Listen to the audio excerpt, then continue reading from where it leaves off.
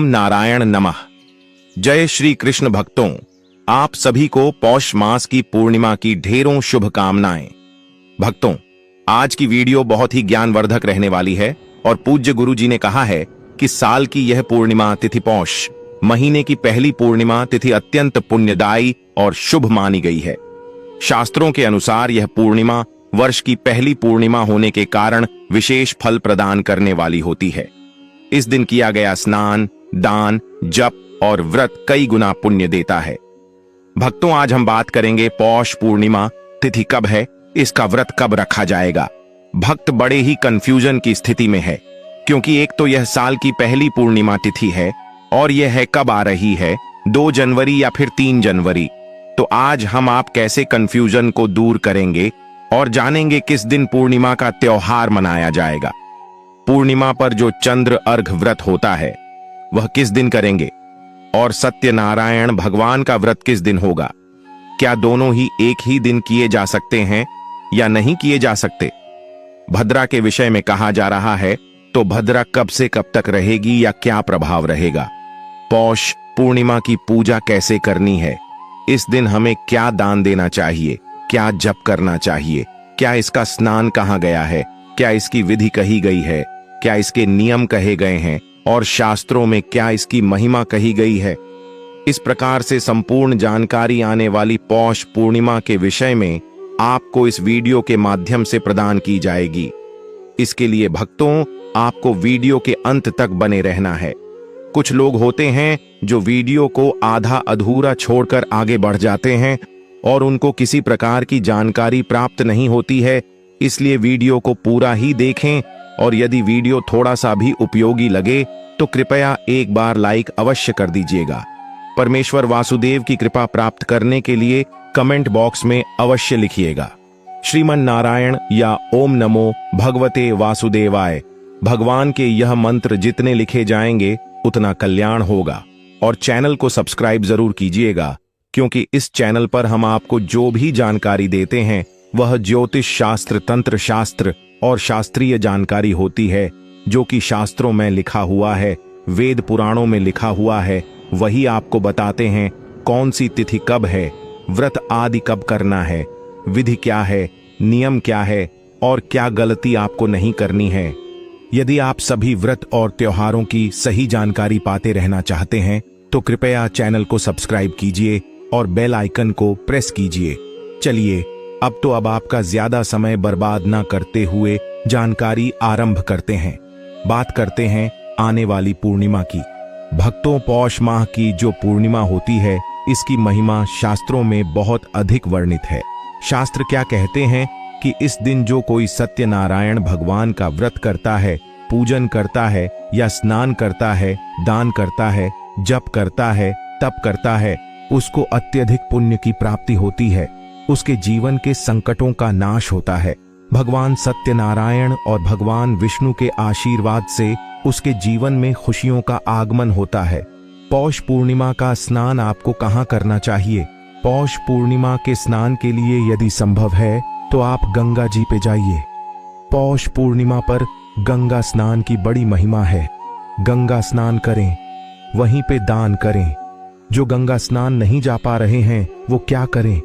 जो गंगा स्नान नहीं जा पा रहे हैं वह घर में रहकर ही गंगा स्नान का फल प्राप्त कीजिए। गंगा स्नान का फल प्राप्त करने के लिए या कहें कि उत्तम स्नान की प्राप्ति के लिए जो आपका नहाने का पात्र आपने बना रखा है, बाल्टी आदि जिसमें आप नहाने का जल भरते हैं, उसको पहले साफ कीजिए।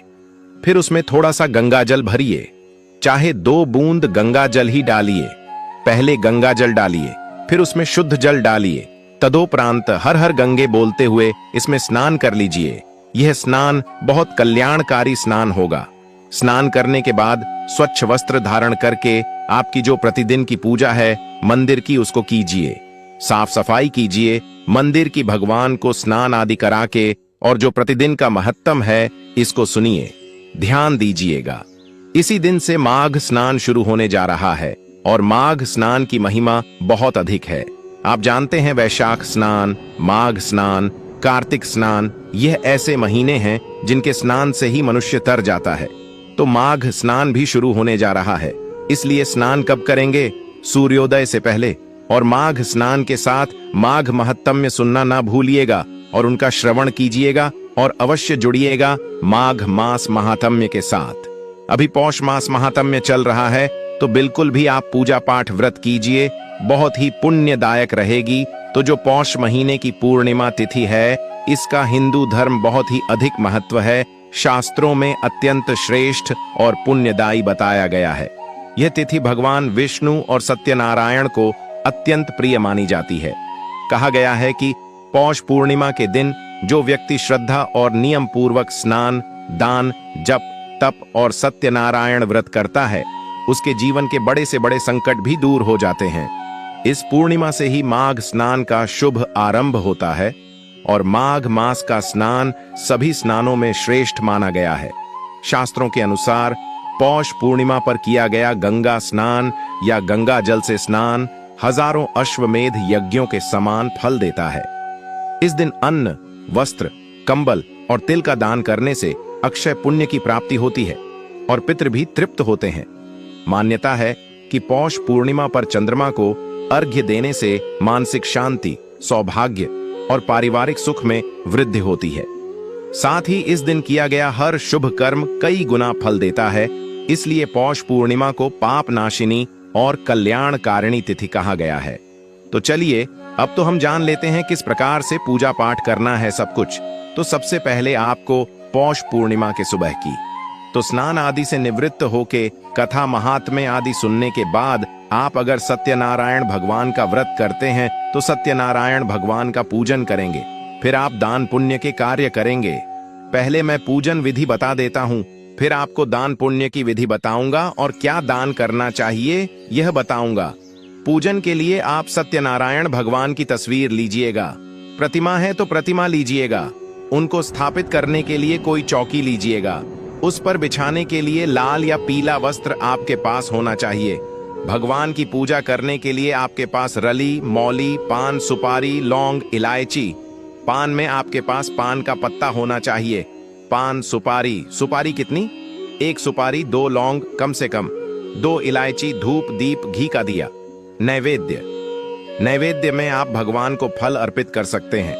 कोई मिठाई है तो मिठाई अर्पित कर सकते हैं या मिश्री अर्पित कर सकते हैं। कुछ ना मिले बताशा हो तो बताशा अर्पित कर सकते हैं। इस व्रत में पंचामृत की बड़ी महिमा है। भगवान के पूजन में भी उनको स्नान कराया जाएगा पंचामृत से। तो पंचामृत बनाना है। पंचामृत के लिए कच्चा दूध, दही, घी, शहद, शक्कर और गंगा जल चाहिए। इसी प्रकार से आप भोग में भी पंचामृत का प्रयोग करेंगे। तो पंचामृत बनाने की सामग्री मैंने आपको बताई, यह एकत्र कीजिएगा। भगवान को जो विशेष भोग लगता है वह पंजीरी का भोग लगता है। उसमें केले की आवश्यकता होती है। तो आटे को भून के, गेहूं का आटा भून के उसमें शक्कर आदि मिलाकर, घी आदि मिला के और फिर सवाया बनाया जाता है। वह कथा में वृतांत भी सुना होगा आपने कि सवाया आपको प्रसाद बनाना है। सवाया कैसे? 5.25 ग्राम, 1.25 किलो, 5.25 किलो ऐसे बनता है। यह तो वह पंजीरी बना लीजिएगा। केले उसमें अवश्य रखने हैं। काट के यह सारी सामग्री एकत्र कर लीजिए। भगवान को अर्पित करने के लिए एक जनेऊ ले लीजिएगा और थोड़ा इत्र ले लीजिएगा। सारी सामग्री एकत्र कीजिए। एक लोटा लीजिए तांबे का, उसमें पहले थोड़ा गंगा जल भरिए, फिर शुद्ध जल भरिए और फिर फूल के माध्यम से उस स्थान पर जल के छींटे दीजिए जहां बैठ के आपने पूजन करना है, और जहां चौकी लगानी है और जो सामग्री है उसको वहां पर रख लीजिए। इससे सामग्री शुद्ध हो जाएगी, वह स्थान भी पवित्र हो जाएगा। ओम पवित्र पवित्र वांग सर्वांग वस्थांग तो स्मरेत पुंडरी काक्षम सवयंत सचियो।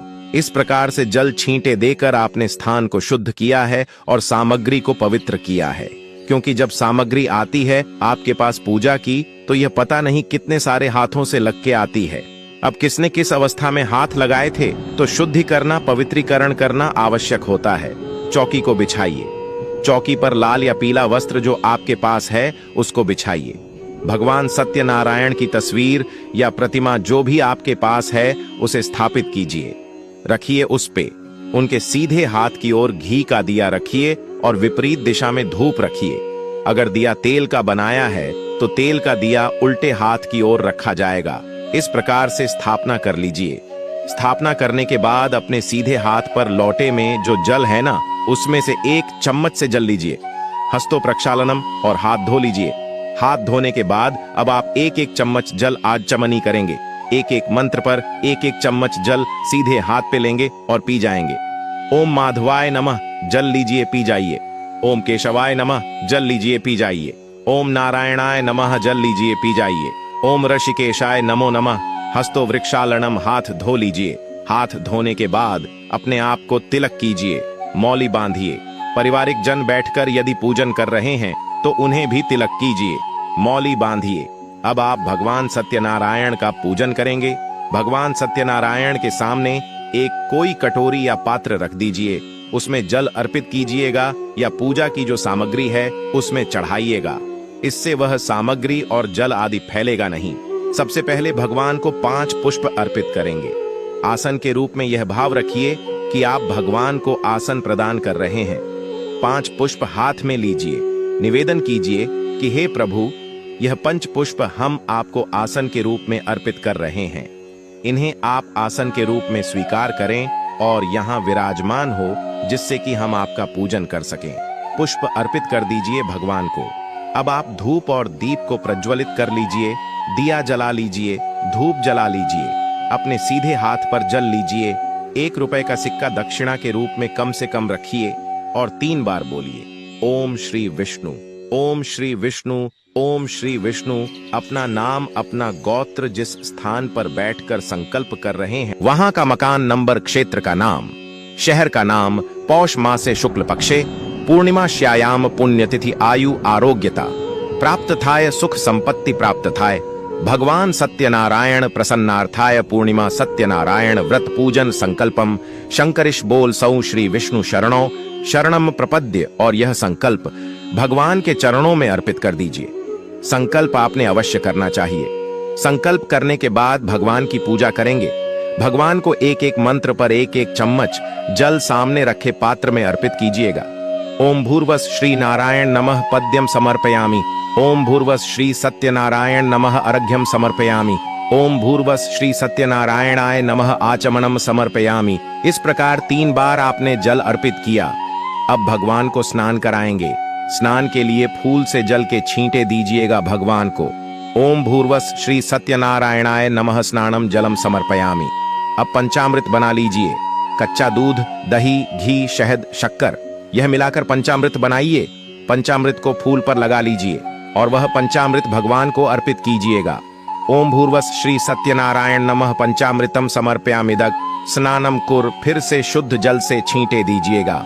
ओम भूर्वस श्री नारायणाय नमः शुद्धक स्नान निमित्तार्थाय शुद्ध जलम समर्पयामि। अब भगवान को वस्त्र अर्पित करते हैं, तो वस्त्र के रूप में मौली का 1 टुकड़ा तोड़ लीजिए, वो अर्पित कर दीजिए भगवान को।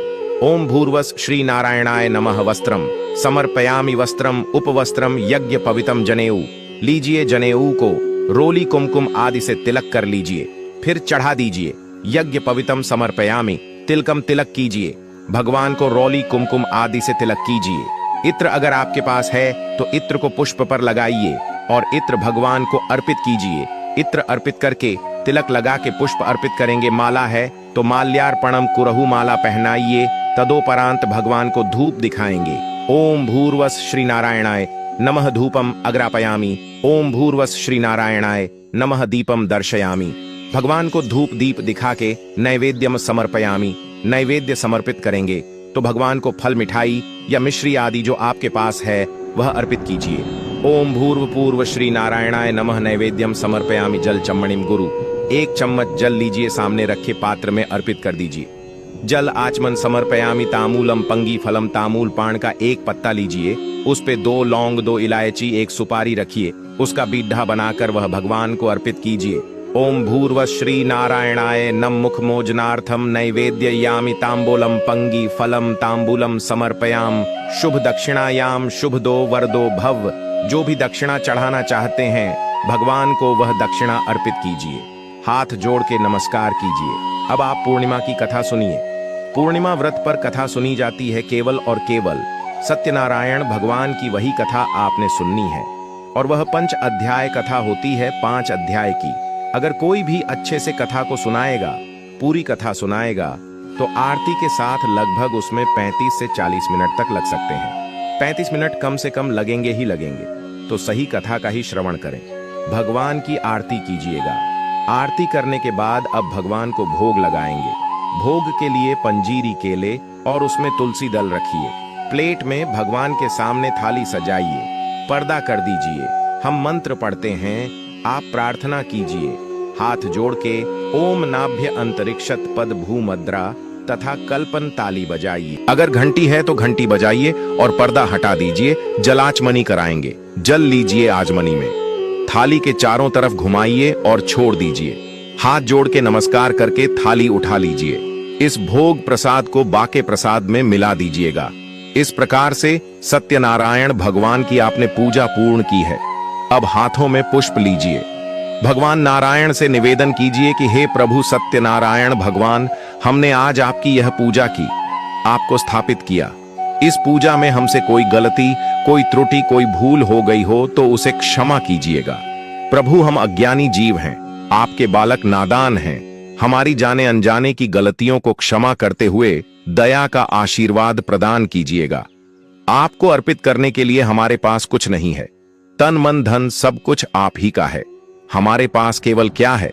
मालती मलकाती 17 संयुक्तम पुष्पांजलि मया दत्तम ग्रहणाम परमेश्वर। यह पत्र पुष्प की भेंट है। प्रभु, इसको स्वीकार कीजिए और वह पुष्प भगवान को अर्पित कर दीजिए। पुरुष जन जो है दंडवत प्रणाम कीजिए। माताएं सर झुका के हाथ जोड़ के नमस्कार कीजिए। इसके बाद आप प्रसाद बाकी सभी पारिवारिक जनों को वितरित कीजिए। फिर आपने दान देना है। कथा सुनी है तो कथा के निमित्त जो भी आपने अगर वाचक बुलाया है तो उनको भोजन आदि करा के दान दक्षिणा आदि देकर विदा कीजिए। और कथा आदि की दक्षिणा करने के बाद आप किसी गरीब की सहायता कर सकते हैं, कंबल दान कर सकते हैं, गर्म कपड़े दान कर सकते हैं, ब्राह्मण को दान कर सकते हैं। ब्राह्मण को भोजन ना करा पाए तो मंदिर में भोजन सामग्री दान कर सकते हैं। इस दिन आप गीता के 7वें अध्याय को सुनकर विधिपूर्वक उसका पुण्य अपने पितरों को अर्पित कर सकते हैं। यह भी पितृकर्म है जो बड़ा ही कल्याणकारी है, क्योंकि पूर्णिमा पर पितृकर्म करने से भी कल्याण की प्राप्ति होती है। उसमें विधि बताई जाती है, उसके अनुसार वह तर्पण आदि कीजिए। इससे आपके पितृ तृप्त होंगे और सायंकाल को फिर आप अपना व्रत खोल सकते हैं। चंद्र अर्घ व्रत जो करते हैं वह चंद्रमा को अर्घ देंगे और चंद्रमा को अर्घ देने के बाद व्रत खोलेंगे। अब बात करते हैं कि यह पूर्णिमा का व्रत किया कब जाएगा। तो प्रिय दर्शकों, जो पौष मास की पूर्णिमा तिथि है ना, वह तिथि आरंभ हो रही है 2 तारीख को शाम को 6:13 पर और 3 तारीख को यह समाप्त हो जाएगी 3:32 पर। ऐसे में सूर्य के मुख से पूर्णिमा रहेगी 3 जनवरी को। तो 3 जनवरी को ही पौष पूर्णिमा मनाई जाएगी। व्रत आदि किया जाएगा। सभी व्रत 3 को ही होंगे, क्योंकि चंद्र उदय की अगर हम बात करें तो चंद्र उदय पूर्णिमा में किसी भी दिन नहीं हो रहा है। 2 तारीख को चंद्रमा पहले उदित हो जाएगा, पूर्णिमा बाद में आ रही है, और 3 तारीख को चंद्रोदय से पहले ही पूर्णिमा समाप्त हो जा रही है। इसीलिए 3 तारीख को ही सूर्य के मुख से पूर्णिमा है और 3 तारीख को ही व्रत पूजन, जप, तप, दान आदि करना उत्तम रहेगा। भक्तों, शास्त्रों में स्पष्ट कहा गया है कि शुभ मुहूर्त में विधिपूर्वक किया गया पूजा पाठ और व्रत अवश्य फलदायी होता है। लेकिन यदि इसी पावन दिन कुछ विशेष गलतियां जानबूझकर या अनजाने में कर ली जाए तो व्रत का फल नष्ट हो जाता है और व्रत टूट भी सकता है। इस दिन झूठ बोलना, किसी का अपमान करना, क्रोध करना, निंदा चुगली करना, तामसिक भोजन का स्मरण या सेवन करना, बिना कारण सो जाना, अपवित्र अवस्था में पूजा करना, चंद्र अर्घ्य या पूजा से पहले व्रत खोल देना तथा मन में नकारात्मक विचार लाना, ये सभी गंभीर दोष माने गए हैं। शास्त्र कहते हैं कि इन गलतियों से पूजा पाठ निष्फल हो जाता है। इसलिए भक्तों को चाहिए कि इस दिन वाणी, मन और कर्म तीनों को शुद्ध रखते हुए संयम और श्रद्धा के साथ व्रत पूजन करें। तभी भगवान की पूर्ण कृपा और व्रत का संपूर्ण फल प्राप्त होता है। अंत में प्रिय दर्शकों, यदि आपको पौष पूर्णिमा से जुड़ी यह शास्त्रीय और पावन जानकारी थोड़ी सी भी उपयोगी लगी हो तो कृपया वीडियो को एक लाइक अवश्य करें और ऐसे ही धर्म, व्रत और त्योहारों की सही जानकारी निरंतर प्राप्त करने के लिए हमारे चैनल को सब्सक्राइब करें। साथ ही बेल आइकन दबाना न भूलें ताकि आने वाले सभी पावन पर्वों की सूचना आपको समय पर मिलती रहे। भगवान श्री हरि विष्णु की विशेष कृपा प्राप्त करने